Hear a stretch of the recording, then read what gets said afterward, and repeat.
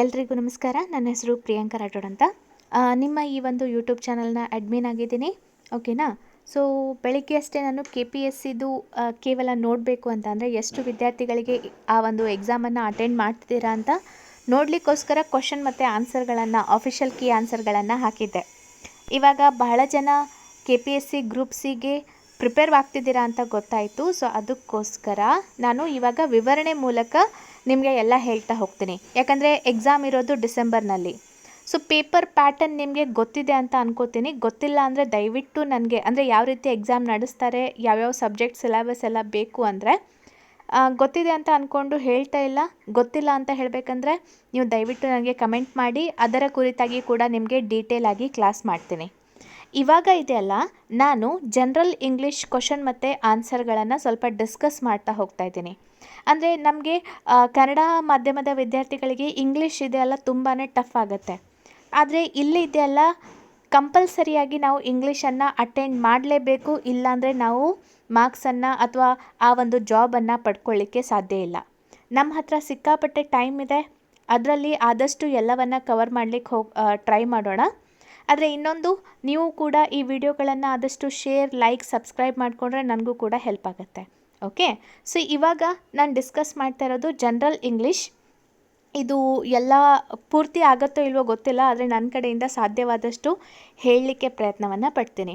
ನಿಮಗೆ ಅರ್ಥ ಆಗತ್ತೆ ಅಂತ ಈ ಒಂದು ವಿಡಿಯೋದಿಂದ ನನಗೆ ಸಮಾಧಾನ ಆದರೆ, ಅಂದರೆ ನಿಮ್ಮ ಕಮೆಂಟ್ ಮೂಲಕ ಹೇಳಿದರೆ ನಾನು ಅದನ್ನು ಕಂಟಿನ್ಯೂ ಮಾಡಿ ಈ ಇಂಗ್ಲೀಷ್, ಕನ್ನಡ ಮತ್ತು ಕಂಪ್ಯೂಟರ್ ಮೂರನ್ನು ಕೂಡ ನೀವು ಸ್ವಲ್ಪ ಆದಷ್ಟು ಅಟೆಂಪ್ಟ್ ಮಾಡಲಿಕ್ಕೆ ಸಾಧ್ಯವಾಗುವಷ್ಟು ನಾನು ನಿಮಗೆ ಪ್ರಿಪ್ರೇಷನನ್ನು ಮಾಡಿಸ್ತೀನಿ. ಓಕೆ. ಸೊ ಹಾಗಾದರೆ ಸ್ಟಾರ್ಟ್ ಮಾಡೋಣ. ಇವಾಗ ನಾನು ಹೇಳ್ತಾ ಇರೋದು ಜನರಲ್ ಇಂಗ್ಲೀಷ್ 2018ರಲ್ಲಿ ನಡೆದಂತಹ ಒಂದು ಎಕ್ಸಾಮ್ನಲ್ಲಿನ ಒಂದು ಪ್ರಶ್ನೆ ಪತ್ರಿಕೆ. ಹೌದಾ. ಸೊ ಇಲ್ಲಿ ಇದೆಲ್ಲ ಫಸ್ಟಿಗೆ ಏನು ಕೇಳಿದ್ದಾರೆ, ಡೈರೆಕ್ಷನ್ಸ್.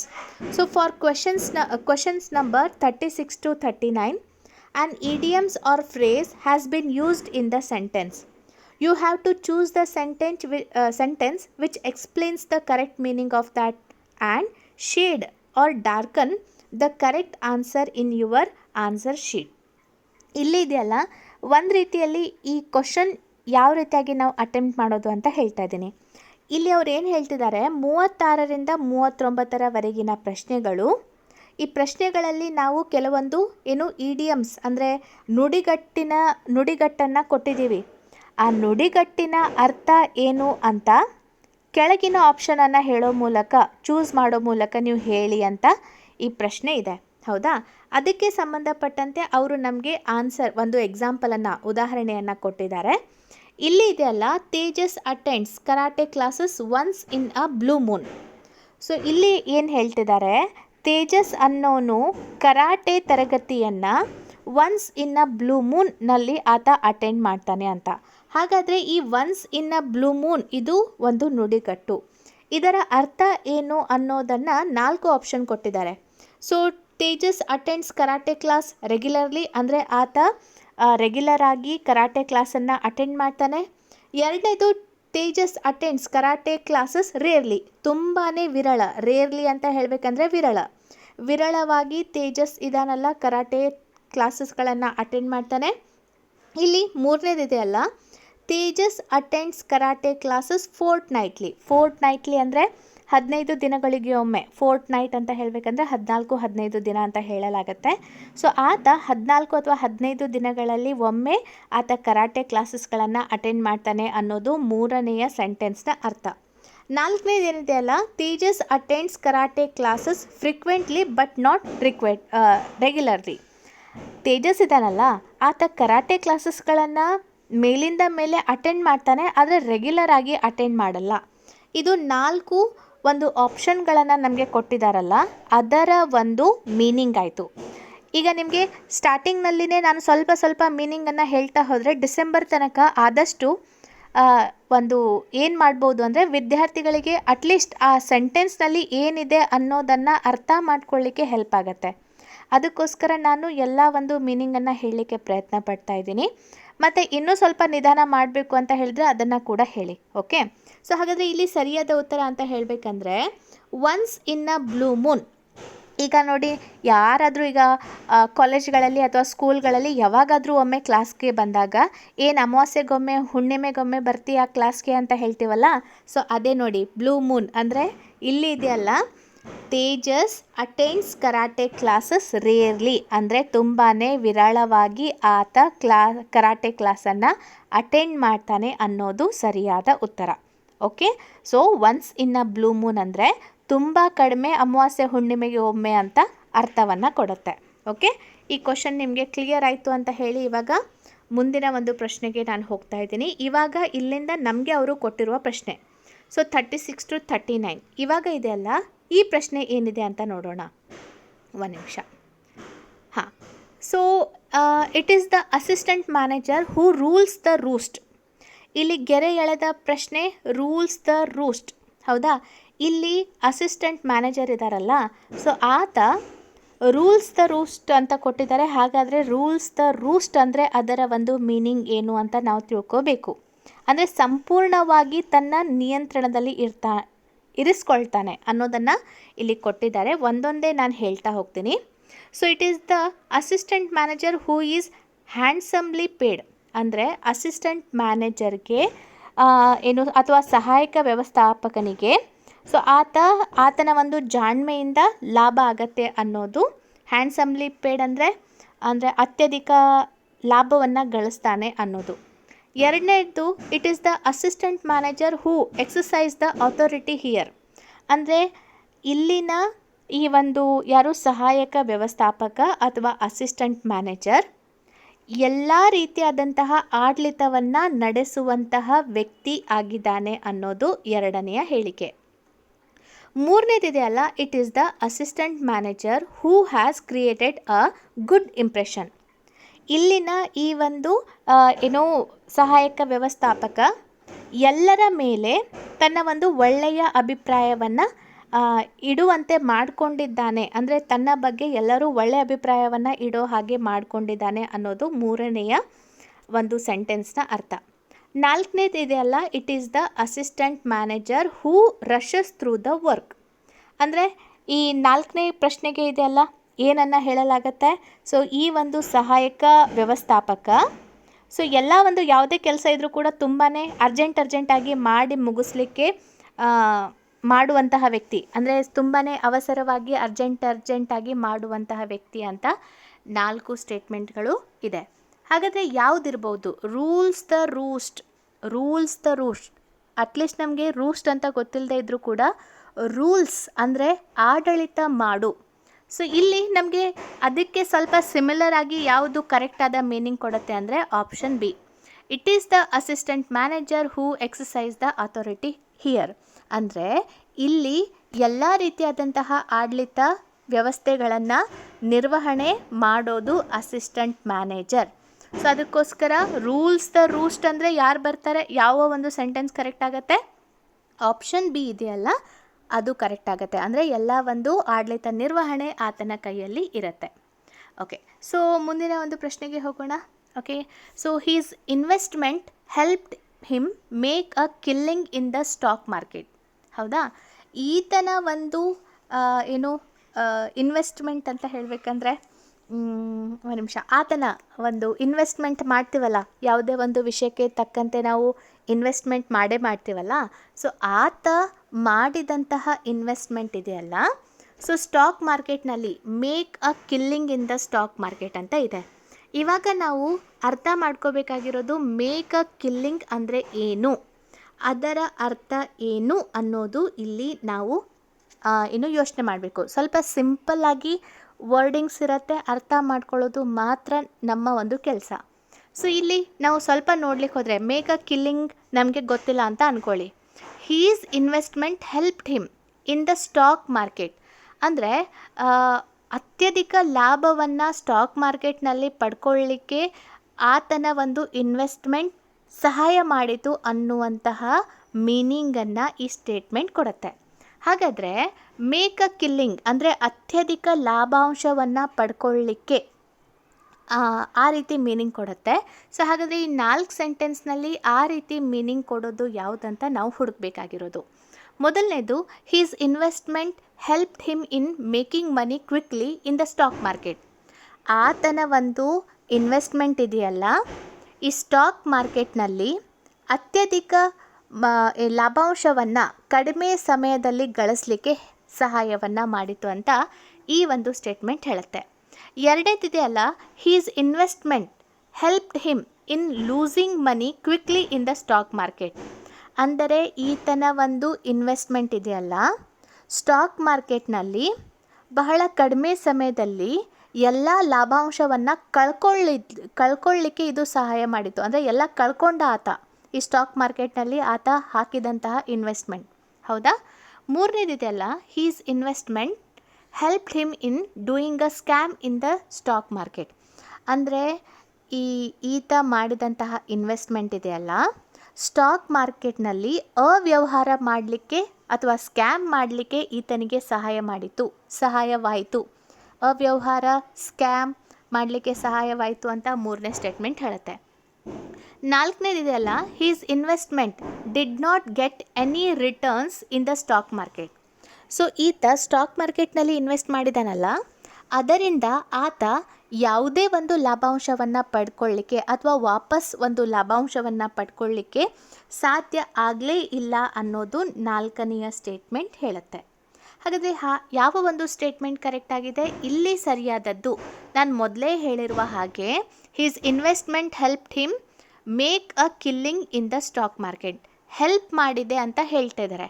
ಹೆಲ್ಪ್ ಮಾಡಿದೆ ಅಂದರೆ ಅದು ಲೂಸ್ ಮಾಡಲಿಕ್ಕೆ ಸಹಾಯ ಮಾಡುತ್ತೆ ಅಂತ ಇದಂತೂ ತಪ್ಪಾಗತ್ತೆ. ಸೊ ಅದೇ ರೀತಿಯಾಗಿ ಸ್ಕ್ಯಾಮ್ ಮಾಡಲಿಕ್ಕೆ, ಅವ್ಯವಹಾರ ಮಾಡಲಿಕ್ಕೆ ಇಲ್ಲಿ ಯಾವುದೇ ರೀತಿಯಾದಂತಹ ಅವಶ್ಯಕತೆಯೇ ಇಲ್ಲ. ಸೊ ಹಾಗಾದರೆ ಇಲ್ಲಿ ಸರಿಯಾದ ಉತ್ತರ option A, his investment helped him in making money quickly in the stock market.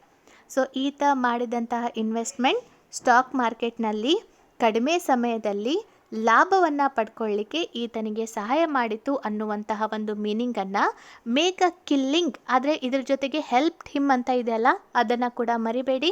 So make a killing ಅಂದರೆ ತುಂಬಾ ಸಹಾಯ ಮಾಡಿತು ಅನ್ನುವಂತಹ ಅರ್ಥವನ್ನು ಕೊಡುತ್ತೆ.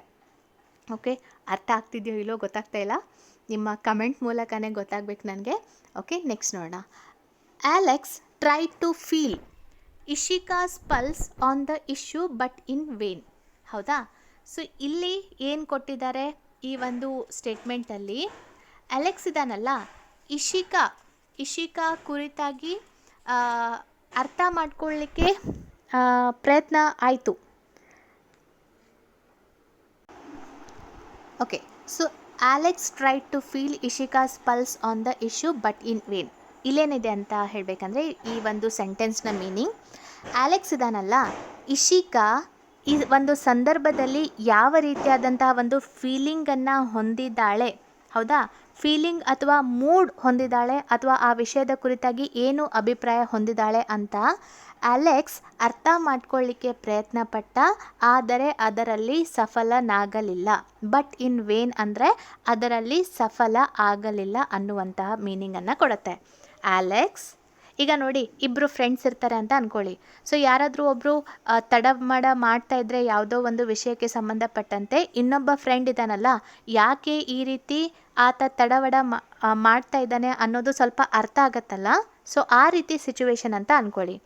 ಅಲೆಕ್ಸ್ಗೆ ಇಶಿಕಾ ಈ ಒಂದು ಸಂದರ್ಭದಲ್ಲಿ ಯಾವ ರೀತಿಯಾದಂತಹ ಫೀಲಿಂಗನ್ನು ಹೊಂದಿದ್ದಾಳೆ ಅಂತ ಅಥವಾ ವ್ಯೂಸನ್ನು ಹೊಂದಿದ್ದಾಳೆ ಅಂತ ಗೊತ್ತಾಯಿತು, ಆದರೆ ಅದರಲ್ಲಿ ಆತ ಸಫಲನಾಗಲಿಲ್ಲ ಅನ್ನುವಂಥ ಮೀನಿಂಗ್. ಸೊ ಈ ಮೀನಿಂಗನ್ನು ಯಾವ ಒಂದು ಆಪ್ಷನ್ ಕೊಡುತ್ತೆ ಅಂತ ನೋಡಬೇಕಂದ್ರೆ, so Alex try to find Ishika's view on the issue but in vain. ಹೌದಾ? ಈ ಒಂದು ಇಶ್ಯೂಗೆ ಸಂಬಂಧಪಟ್ಟಂತೆ ಆಲೆಕ್ಸ್ ಇದಾನಲ್ಲ, ಇಶಿಕಾಳ ಅಭಿಪ್ರಾಯವನ್ನು ತಿಳ್ಕೊಳ್ಳಿಕ್ಕೆ ಪ್ರಯತ್ನ ಪಟ್ಟ, ಆದರೆ ಸಫಲನಾಗಲಿಲ್ಲ. ಈಗಾಗಲೇ ನಾನು ಹೇಳಿರುವ ಹಾಗೆ ಇಲ್ಲಿ ಸರಿಯಾದಂಥದ್ದು ಆಪ್ಷನ್ ಎ ಆಗಿದೆ. ಆದರೆ ನಾವು ಉಳಿದ ಒಂದು ಆಪ್ಷನ್ಗಳನ್ನು ಕೂಡ ನೋಡೋಣ, ಅದು ಏನೇನು ಒಂದು ಅರ್ಥವನ್ನು ನೀಡುತ್ತೆ ಅಂತ. Alex try to argue with Ishika on the issue but his effort were of no use ಅಂತ. ಆಲೆಕ್ಸ್ ಇದಾನಲ್ಲ, ಇಶಿಕಾ ಜೊತೆಗೆ ಆ ಒಂದು ವಿಷಯಕ್ಕೆ ಸಂಬಂಧಪಟ್ಟಂತೆ ವಾದ ವಿವಾದ ಮಾಡಿದ, ಆದರೆ ಆತನ ಪ್ರಯತ್ನ ಇದೆಯಲ್ಲ ಯಾವುದೇ ಒಂದು ಫಲಿತಾಂಶವನ್ನು ನೀಡಲಿಲ್ಲ ಅಂತ ಎರಡನೇ ಸ್ಟೇಟ್ಮೆಂಟ್ ಹೇಳುತ್ತೆ. ಮೂರನೇದೇನು ಹೇಳುತ್ತೆ Alex tried to guide Ishika on the issue but his effort went in vain. Alex ಇದಾನಲ್ಲ, ಇಶಿಕಾಗೆ ಆ ಒಂದು ಸಂದರ್ಭಕ್ಕೆ ಆತ ಗೈಡ್ ಮಾಡಲಿಕ್ಕೆ ಪ್ರಯತ್ನ ಪಡ್ತಾನೆ, ಆದರೆ ಆತನ ಪ್ರಯತ್ನ ಸಫಲ ಆಗೋದಿಲ್ಲ ಅಂತ ಮೂರನೇದು ಹೇಳ್ತಾ ಇದೆ. ನಾಲ್ಕನೇದು Alex try to enlighten Ishika regarding the issue but in vain. So Alex ಇದಾನಲ್ಲ, ಇಶಿಕಾಗೆ ಈ ಸಂದರ್ಭಕ್ಕೆ ಸಂಬಂಧಪಟ್ಟಂತೆ ಅರ್ಥ ಮಾಡಿಸ್ಲಿಕ್ಕೆ ಪ್ರಯತ್ನ ಪಡ್ತಾನೆ, ಆದರೆ ಅದು ಸಫಲ ಆಗೋದಿಲ್ಲ.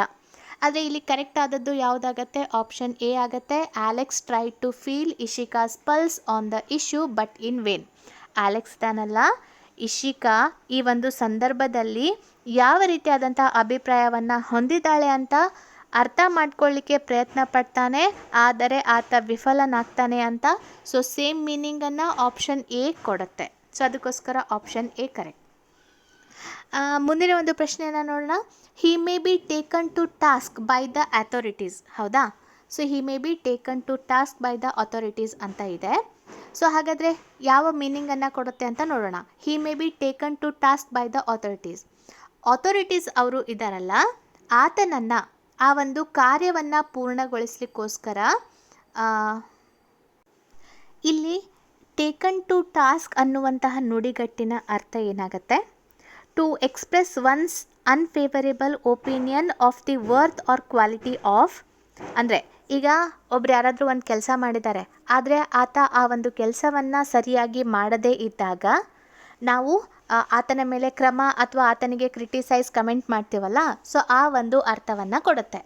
ಅಂದರೆ he may be taken to task by the authorities, ಆತ ಮಾಡಿದಂತಹ ಒಂದು ಕೆಲಸಕ್ಕೋಸ್ಕರ ಅಥಾರಿಟೀಸ್ಗಳು ಆತನನ್ನು ಕಮೆಂಟ್ ಮಾಡ್ಬೋದು ಅಥವಾ ಆತನ ಕುರಿತಾಗಿ ಅನ್ಫೇವರೇಬಲ್ ಅಂದರೆ ಅನುಚಿತವಾದಂತಹ ಒಂದು ಹೇಳಿಕೆಗಳನ್ನು ಹೇಳ್ಬೋದು ಅನ್ನುವಂಥದ್ದು ಈ 39ನೆಯ ಒಂದು ಸ್ಟೇಟ್ಮೆಂಟ್ನ ಅರ್ಥ.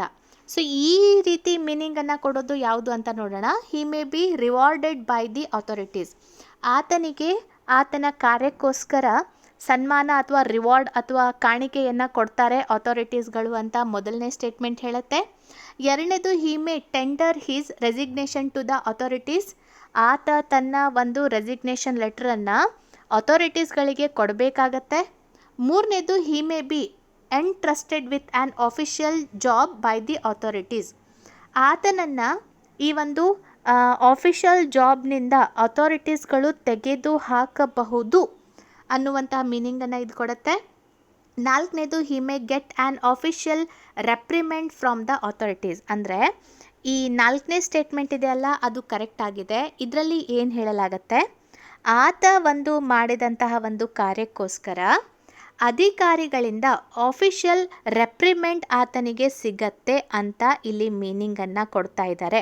ಅಂದರೆ ಡಿಸ್ಅಪ್ರೂವಲ್ ಅಥವಾ ಡಿಸ್ಅಪ್ರೂವಲ್, ಫಾರ್ಮಲ್ ಆಗಿ ಒಂದು ಡಿಸ್ಅಪ್ರೂವಲನ್ನು ಆತನಿಗೆ ಕೊಡಲಾಗತ್ತೆ.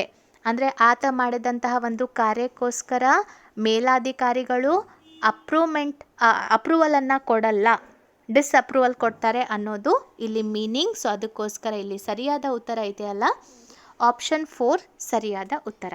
ಓಕೆ, ಅರ್ಥ ಆಗ್ತಿದೆ ಅಂತ ಅನ್ಕೋತೀನಿ. ಡೇ ಬೈ ಡೇ ನೀವು ಕ್ಲಾಸಸ್ಗಳನ್ನು ಅಟೆಂಡ್ ಮಾಡಿದರೆ ಇನ್ನೂ ಜಾಸ್ತಿ ಅರ್ಥ ಆಗುತ್ತೆ.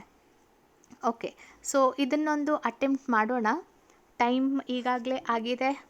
ಬಹಳ ಇದಾಗಿಬಿಟ್ರೆ ನಿಮ್ಮ ತಲೆ ತಿನ್ನಬಾರ್ದು ಅಂತ ಅಷ್ಟೇ, ಮತ್ತೇನಿಲ್ಲ. ಯಾಕೆಂದರೆ ನಮಗೆ ಗೊತ್ತಿಲ್ಲದೆ ಇರೋ ವಿಷಯಗಳನ್ನು ಒಟ್ಟಿಗೆ ನಾವು ಕಲೀಲಿಕ್ಕೆ ಆಗಲ್ಲ. ಸ್ವಲ್ಪ ಸ್ವಲ್ಪ ಕಲಿತಾ ಹೋದರೆ ಇಂಟ್ರೆಸ್ಟ್ ಕೊಟ್ಟು ಇನ್ನೂ ಜಾಸ್ತಿ ಕಲಿಯುವಂಥ ಆಸೆ ಬರುತ್ತೆ. ಹೌದಾ? ಇವಾಗ ಇದನ್ನೊಂದು ಟ್ರೈ ಮಾಡೋಣ. Okay, so directions in question number 40 to 43 there are sentences which are divided and numbered into 3 parts and one of the parts may contain an error. Identify the error by 1, 2 or 3 given under the parts of the sentence. If there are no errors, mark for no error. Shade or blacken the corresponding circle in your answer sheet. ಇದು same to same ನಮ್ಮ ಕನ್ನಡ ಪೇಪರ್ನಲ್ಲಿ ಇರುತ್ತಲ್ಲ, ಅಂದರೆ ಇಲ್ಲಿ ಅವರು ಸ್ಟೇಟ್ಮೆಂಟನ್ನು ಕೊಟ್ಟಿದ್ದಾರೆ ಅಥವಾ ಸೆಂಟೆನ್ಸನ್ನು ಕೊಟ್ಟಿದ್ದಾರೆ. ಆ ಸೆಂಟೆನ್ಸ್ನಲ್ಲಿ ಯಾವ ಭಾಗ ತಪ್ಪಿದೆ ಅಂತ ನಾವು ಹೇಳಬೇಕು. ಒಂದು ವೇಳೆ ಯಾವುದೇ ತಪ್ಪಿಲ್ಲ ಅಂದರೆ ಆಪ್ಷನ್ 4 ನಾವು ಚೂಸ್ ಮಾಡಬೇಕು, ನೋ ಎರರ್ ಅಂತ. ಒಂದು ವೇಳೆ ಈ ಭಾಗದಲ್ಲಿ ತಪ್ಪಿದ್ರೆ 1 ಚೂಸ್ ಮಾಡಬೇಕು, 2ನೇ ಭಾಗದಲ್ಲಿ ತಪ್ಪಿದ್ರೆ 2ನೇದನ್ನು, 3ನೇ ಭಾಗದಲ್ಲಿ ಇದ್ದರೆ ನಾವು OMR ಶೀಟ್ನಲ್ಲಿ 3 ಅಂತ ಹಾಕಬೇಕು. ಆದರೆ ಯಾವುದೇ ತಪ್ಪು ಇಲ್ಲ ಅಂದರೆ ಆಪ್ಷನ್ 4 ನೋ ಎರರ್ ಅಂತ ಹಾಕಬೇಕು. ಹೌದಾ? ಇಲ್ಲಿ ಮೊದಲನೇ ಪ್ರಶ್ನೆ ಏನಿದೆ, neither he nor his team were present that day, no error ಅಂತ ಇದೆ. ಹೌದಾ? ಇಲ್ಲಿ ಇದೆಯಲ್ಲ, ಏನು ಕೊಟ್ಟಿದ್ದಾರೆ, ಆತ, ನೀದರ್ ಹಿ ಅಂದರೆ ಆತನು, ಅದೇ ರೀತಿಯಾಗಿ ಆತನ ಒಂದು ಗುಂಪು ಅಥವಾ team, were present that day ಅಂದರೆ ಆ ಒಂದು ದಿನ ಆತ ಮತ್ತು ಆತನಾಗಲಿ ಅಥವಾ ಆತನ ಒಂದು ಟೀಮ್ ಆಗಲಿ ಅಲ್ಲಿ ಇರಲಿಲ್ಲ ಅನ್ನೋದು ಇಲ್ಲಿ ಒಂದು ಸ್ಟೇಟ್ಮೆಂಟ್ ಆಗಿದೆ. ಇದಕ್ಕೆ ಅವ್ರು ಹೇಳ್ತಾ ಇರೋದು ಯಾವ ಪಾರ್ಟ್ ತಪ್ಪಾಗಿದೆ ಅಂದರೆ ವೇರ್ ಪ್ರೆಸೆಂಟ್ ದ್ಯಾಟ್ ಡೇ ಅನ್ನೋದು ಈ 3ನೇದು ತಪ್ಪಾಗಿದೆ. ಹೌದಾ? So the correct answer in this case is option 3. ಇಲ್ಲಿ ಇದೆಯಲ್ಲ, ವೇರ್ ಬರಬಾರ್ದಾಗಿತ್ತು, ಏನು ಬರಬೇಕಾಗಿತ್ತು, ವಾಸ್ ಬರಬೇಕಾಗಿತ್ತು. ಹೌದಾ? ವಾಸ್ ಬರಬೇಕಾಗಿತ್ತು, ವೇರ್ ಬರಬಾರ್ದಾಗಿತ್ತು. ವಾಸ್ ಪ್ರೆಸೆಂಟ್ ದ್ಯಾಟ್ ಡೇ ಅನ್ನೋದು ಕರೆಕ್ಟ್ ಆದ ಆನ್ಸರ್. ಸೊ ಅದಕ್ಕೋಸ್ಕರ ಇಲ್ಲಿ ತಪ್ಪಾಗಿರುವಂತಹ ಒಂದು ಸೆಂಟೆನ್ಸ್ ಯಾವುದು, 3ನೇ ಪಾರ್ಟ್ನಲ್ಲಿ ಇರೋದು. ಇದು ಅರ್ಥ ಆಯಿತು ಅಂತ ಅನ್ಕೋತೀನಿ. ಸ್ವಲ್ಪ ಇದರಲ್ಲಿ ಇಂಗ್ಲೀಷ್ ಗ್ರಾಮರ್ನ ಅವಶ್ಯಕತೆ ಇದೆ. ಎಲ್ಲಿ ನಾವು ವಾಸನ್ನು ಬಳಸಬೇಕು, ಎಲ್ಲಿ ನಾವು ವೇರನ್ನು ಬಳಸಬೇಕು ಅನ್ನೋದು. ಹೌದಾ? ನೆಕ್ಸ್ಟ್ ನೋಡೋಣ. ಸೊ ನೆಕ್ಸ್ಟ್ 40ನೇದು, candidates must have access to good reference books, no error ಅಂತ ಇದೆ. ನೋಡಿ, ಕ್ಯಾಂಡಿಡೇಟ್ಸ್ ಮಸ್ಟ್ ಅಂದರೆ ವಿದ್ಯಾರ್ಥಿಗಳು ಅಥವಾ ಅಭ್ಯರ್ಥಿಗಳು, ಮಸ್ಟ್ ಅಂದರೆ ಖಂಡಿತವಾಗಿಯೂ, have access to good reference book ಅಂದರೆ ನೋಡಿ, ಎಕ್ಸಾಮ್ಗೆ ಪ್ರಿಪೇರ್ ಆಗ್ತಿದ್ದಾರೆ ಅಂದರೆ ಅಭ್ಯರ್ಥಿಗಳಿಗೆ ಒಳ್ಳೆಯ ಪುಸ್ತಕದ ಕುರಿತಾದ ಮಾಹಿತಿ ಇರಬೇಕು ಅಥವಾ ಅವರಿಗೆ ಸಿಗುವಂತಾಗಬೇಕು ಅನ್ನುವಂತಹ ಒಂದು ಸ್ಟೇಟ್ಮೆಂಟನ್ನು ಕೊಟ್ಟಿದ್ದಾರೆ. ಈ ಒಂದು ಸ್ಟೇಟ್ಮೆಂಟ್ನಲ್ಲಿ ಯಾವುದೇ ಒಂದು ತಪ್ಪು ಇಲ್ಲದೆ ಇರೋದ್ರಿಂದ ನಾವು ಯಾವುದನ್ನು ಚೂಸ್ ಮಾಡಬೇಕು, ಆಪ್ಷನ್ 4 ಇದೆಯಲ್ಲ ಅದನ್ನು ಚೂಸ್ ಮಾಡಬೇಕು. ಸೊ ಇಲ್ಲಿ ಸರಿಯಾದ ಉತ್ತರ no error. Candidates must have access to good reference book, ಇದು ಕರೆಕ್ಟ್ ಆಗಿದೆ. ಹೌದಾ? No error. 41ನೇದು, he spent all which he had in trying to perfect his invention. ಈತ ಇದನ್ನೆಲ್ಲ ಆತನ ಒಂದು ಇನ್ವೆನ್ಷನನ್ನು ಅಂದರೆ ಹೊಸದನ್ನು ಕಂಡು ಹಿಡಿಯೋದ್ರಲ್ಲಿ ಆತ ಇಷ್ಟು ದಿನ ಸಂಪಾದನೆ ಮಾಡಿದ್ದನ್ನೆಲ್ಲ ಸ್ಪೆಂಟ್ ಅಂದರೆ ಖರ್ಚು ಮಾಡಿಬಿಟ್ಟ ಅನ್ನುವಂತಹ ಮೀನಿಂಗ್ ಬರಬೇಕು. ಆದರೆ ಇಲ್ಲಿ ಮೇನಾಗಿ ನಾವು ಏನು ಮಾಡಬೇಕು, ಗ್ರಾಮರ್ ಮೇಲೆ ಸ್ವಲ್ಪ ಏನು ಮಾಡಬೇಕು, ಫೋಕಸ್ ಮಾಡಬೇಕಾಗತ್ತೆ. ಹೌದಾ? ಹಾಗಾದರೆ ಯಾವುದು ಇಲ್ಲಿ ಸರಿಯಾದಂತಹ ಒಂದು ಉತ್ತರ ಅನ್ನೋದನ್ನು ಹೇಳಬೇಕಂದ್ರೆ, ಓಕೆ, ಸೊ ಇಲ್ಲಿ ಯಾವುದು ಅಂತ ಹೇಳಬೇಕಂದ್ರೆ ಇಲ್ಲಿ ಮೊದಲನೇದು ತಪ್ಪಾಗತ್ತೆ. ಹಿ ಸ್ಪೆಂಟ್ ಆಲ್ ಅಂದರೆ ಇದು ಸ್ವಲ್ಪ ಮೀನಿಂಗ್ನಲ್ಲಿ ಕರೆಕ್ಟ್ ಆದಂತಹ ಅರ್ಥವನ್ನು ಕೊಡಲ್ಲ. ಹಿ ಸ್ಪೆಂಟ್ ಆಲ್ ಅಂದರೆ ಈತ ಎಲ್ಲವನ್ನ ಖರ್ಚು ಮಾಡಿದ ಅಂತ ಆಗತ್ತೆ. ಎಲ್ಲವನ್ನ ಅಂತ ಹೇಳುವಾಗ ನಾವೇನು ಮಾಡಬೇಕಾಗತ್ತೆ, ಎವ್ರಿಥಿಂಗ್ ಅನ್ನುವಂತಹ ಪದವನ್ನು ಬಳಸಬೇಕಾಗತ್ತೆ. ಅಂದರೆ ಆ ಒಂದು ಸೆಂಟೆನ್ಸ್ಗೆ ಕರೆಕ್ಟ್ ಆದ ಮೀನಿಂಗ್ ಬರಬೇಕು. ಅಂದರೆ he spent everything which he had in trying to perfect his invention. ಈತ ತನ್ನ ಎಲ್ಲವನ್ನ ಏನು ಮಾಡ್ತಾನೆ, ಖರ್ಚು ಮಾಡ್ತಾನೆ ಆ ಒಂದು ಇನ್ವೆನ್ಷನನ್ನು ಪರ್ಫೆಕ್ಟ್ ಮಾಡಲಿಕ್ಕೋಸ್ಕರ. ಸೊ ಅದಕ್ಕೆ ಇಲ್ಲಿ ತಪ್ಪಾಗಿರೋದು ಯಾವುದು, 1ನೇದು ಆಲ್ ಅನ್ನೋದು ಬರಲ್ಲ.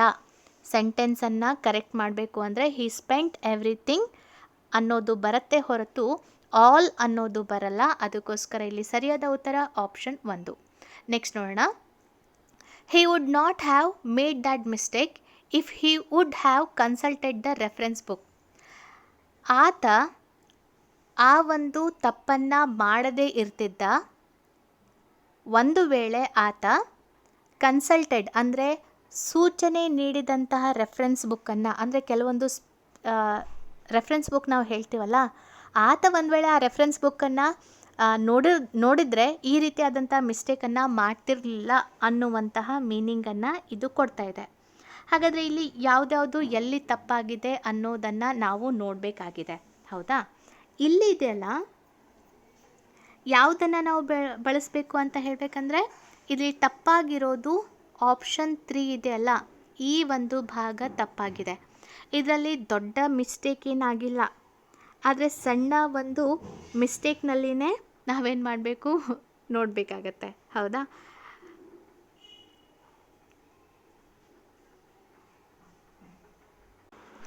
ಓಕೆ. ಸೊ ಇಲ್ಲಿ ಇದೆಯಲ್ಲ, ಒಂದು ನಿಮಿಷ, ಏನಂತ ಹೇಳಬೇಕಂದ್ರೆ ಅಫಿಷಿಯಲ್ ಕೀ ಆನ್ಸರ್ ಮೂಲಕ ಅವರು 3 ಅಂತ ಕೊಟ್ಟಿದ್ದಾರೆ. ಆದರೆ ನನಗೆ ಯಾಕೋ ನೋ ಎರರ್ ಅಂತ ಬರ್ತಾ ಇದೆ. ನೋ ಎರರ್ ಇರ್ಬೋದು ಅಂತ ಅನ್ಕೋತಾ ಇದ್ದೀನಿ, ಏಕೆಂದರೆ ಇದರಲ್ಲಿ ಯಾವುದೋ ಮಿಸ್ಟೇಕ್ ಇಲ್ಲ ಅಂತ ಅನಿಸ್ತಾ ಇದೆ. ಆದರೆ ಅಫಿಷಿಯಲ್ ಕೀ ಆನ್ಸರ್ 3 ಅಂತ ಕೊಟ್ಟಿದ್ದಾರೆ. ಸೊ ನೋಡೋಣ ಈ ಒಂದು ಪ್ರಶ್ನೆಯನ್ನು. ಓಕೆ, ನೆಕ್ಸ್ಟ್ ನೋಡೋಣ. Did you come by train or bus? ಹೌದಾ? ಸೊ 43ನೇ ಪ್ರಶ್ನೆಯಲ್ಲಿ ಏನು ಕೇಳ್ತಿದ್ದಾರೆ, ನೀವು ಟ್ರೈನ್ ಮೂಲಕ ಬಂದ್ರಾ ಅಥವಾ ಬಸ್ನಲ್ಲಿ ಬಂದ್ರಾ ಅಂತ ಕೇಳ್ತಿದ್ದಾರೆ. ಸೊ ಈ ಸೆಂಟೆನ್ಸ್ನಲ್ಲಿ ತಪ್ಪಿದೆಯಾ ಇಲ್ವಾ ಅಂತ ನಾವು ನೋಡಬೇಕಾಗತ್ತೆ. ಹೌದಾ? ಸೊ ಹಾಗಾದರೆ ನೋಡೋಣ ಇದರಲ್ಲಿ ತಪ್ಪಿದೆಯಾ ಇಲ್ವಾ ಅಂತ. ಓಕೆ, ಇಲ್ಲಿ ಸರಿಯಾದಂತಹ ಒಂದು ಇದು ಅಂತ ಹೇಳಬೇಕಂದ್ರೆ ಯಾವ ಭಾಗ ತಪ್ಪಾಗಿದೆ, ಆರ್ ಬಸ್ ಅಂತ ಇದೆಯಲ್ಲ ಅದು. ಯಾಕಂದರೆ ಹೇಗೆ ನೀವು ಬಂದ್ರಿ ಅನ್ನೋದನ್ನು ಇಲ್ಲಿ ತಿಳ್ಕೊಬೇಕಾಗಿದೆ. ಆದರೆ ಗ್ರಾಮೆಟಿಕಲಿ ಆಗಿ ನಾವು ನೋಡಿದರೆ ಇಲ್ಲಿ ಕ್ವಶನ್ ಮಾರ್ಕ್ಗಳು ಬರುತ್ತೆ. ಬೈ ಟ್ರೈನ್ ಮುಂದೆ ಕ್ವಶನ್ ಮಾರ್ಕ್, ಆರ್ ಬಸ್ ಮುಂದೆ ಕ್ವಶನ್ ಮಾರ್ಕ್. ಅಂದರೆ ನಾವು ಹೆಂಗೆ ಕೇಳ್ತಾ ಇದ್ದೀವಿ, ನೀನು ಟ್ರೈನ್ ಮೂಲಕ ಬಂದ್ಯಾ ಅಥವಾ ಬಸ್ ಮೂಲಕ ಬಂದ್ಯಾ, ಅಂದರೆ ಬಸ್ನಿಂದ ಬಂದ್ರಾ ಅಂತ ಕೇಳ್ಬೋದಲ್ಲ. ಸೊ ಅದಕ್ಕೆ ಇಲ್ಲಿ ಯಾವ ಭಾಗ ತಪ್ಪಾಗಿದೆ ಅಂತ ಹೇಳಬೇಕಂದ್ರೆ ಆರ್ ಬಸ್ ಇದೆಯಲ್ಲ, 3ನೇ ಭಾಗ ತಪ್ಪಾಗಿದೆ. ಓಕೆ ಓಕೆ ಇವತ್ತಿನ ಭಾಗದಲ್ಲಿ 2 ಭಾಗವನ್ನು ನಾನು ಸಾಲ್ವ್ ಮಾಡಲಿಕ್ಕೆ ಪ್ರಯತ್ನ ಪಟ್ಟಿದ್ದೀನಿ. ಮೊದಲನೇದು ನುಡಿಗಟ್ಟುಗಳ ಅರ್ಥವನ್ನು ಹೇಳಲಿಕ್ಕೆ, ಅದೇ ರೀತಿಯಾಗಿ ಇನ್ನೊಂದು ಯಾವುದು ಅಂತ ಹೇಳಬೇಕಂದ್ರೆ ಕೊಟ್ಟಿರುವಂತಹ ಸೆಂಟೆನ್ಸ್ನಲ್ಲಿ ಯಾವ ಭಾಗ ತಪ್ಪಾಗಿದೆ. ನಾನು ಡೀಟೇಲ್ ಆಗಿ ಹೋಗ್ತಾ ಇರೋದ್ರಿಂದ ಸ್ವಲ್ಪ ಜಾಸ್ತಿ ಟೈಮ್ ತೊಗೋತಾ ಇದೆ. ಆದರೆ ಇದನ್ನು ದಯವಿಟ್ಟು ನೀವು ಗಮನದಲ್ಲಿ ಇಟ್ಕೊಳ್ಳಿ. ನನ್ನ ಕಡೆನೇ ಕಲಿಬೇಕು ಅಂತ ಇಲ್ಲ, ಆದರೆ ನಿಧಾನಕ್ಕೆ ಪ್ರತಿಯೊಂದನ್ನು ಅರ್ಥ ಮಾಡಿಕೊಂಡು ಇಂಗ್ಲೀಷ್ನಲ್ಲಿ ನೀವು ಕಲಿತಾ ಹೋದರೆ ಡಿಸೆಂಬರ್ ತನಕ ಆರಾಮಾಗಿ ನೀವೇನು ಮಾಡ್ಕೋಬೋದು, ಆ ಸೆಂಟೆನ್ಸ್ ಏನು ಕೊಟ್ಟಿದ್ದಾರೆ ಅನ್ನೋದನ್ನು ಅರ್ಥ ಮಾಡುವಂತಹ ಕೆಪಾಸಿಟಿ ನಿಮಗೆ ಖಂಡಿತ ಬರುತ್ತೆ. ಇವಾಗ ಕೊಟ್ಟಿರುವಂಥ ಪ್ರಶ್ನೆಗಳನ್ನು ಕೇವಲ ನಾನು ಕ್ವಶನ್ ಆನ್ಸರನ್ನು ಹೇಳ್ತಾ ಹೋದರೆ ಬೇಕಾದರೆ ನಾನು ಕನ್ನಡ ಭಾಗದಲ್ಲಿ ಮಾಡ್ಬೋದು ಅಥವಾ ಕಂಪ್ಯೂಟರ್ ಭಾಗದಲ್ಲಿ ಮಾಡ್ಬೋದು. ಇಂಗ್ಲೀಷ್ ಭಾಗದಲ್ಲಿ ಆ ರೀತಿ ಮಾಡಲಿಕ್ಕೆ ಆಗಲ್ಲ. KPSC ಗ್ರೂಪ್ ಸಿ ಎಕ್ಸಾಮ್ನಲ್ಲಿ ಇದೆಯಲ್ಲ, ಬಹಳಷ್ಟು ಟಫ್ ಆಗಿರುವಂತಹ ಪ್ರಶ್ನೆಗಳನ್ನು ತೆಗಿತಾರೆ ಈ ಒಂದು ಭಾಗದಲ್ಲಿ.